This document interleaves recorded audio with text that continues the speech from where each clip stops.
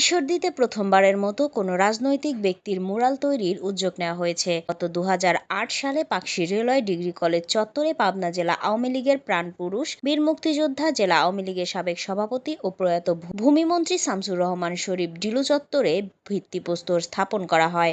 ঈশ্বরদী থেকে বিগ বস জানান, ডিলু চত্বরকে আরও গুরুত্ব সহকারে এবং শামসুর রহমান শরীফ ডিলুকে ঐচ্ছিক করে রাখতে পাকশী ইউনিয়ন আওয়ামী লীগ ও অঙ্গ সহযোগী সংগঠনের নেতারা এই সিদ্ধান্ত নিয়েছে। পাবনা ৪ আসনের এমপি ও মন্ত্রীপুত্র গালিবুর রহমান শরীফের সার্বিক পৃষ্ঠপোষকতায় এবং নেতৃবৃন্দের গৃহীত সিদ্ধান্ত মোতাবেক রবিবার বিকেলে ডিলু চত্বরকে সম্প্রসারণ করে প্রয়াত ভূমিমন্ত্রী শামসুর রহমান শরীফ ডিলুর মুরাল তৈরির কাজের আনুষ্ঠানিক উদ্বোধন করেন দলীয় নেতৃবৃন্দরা।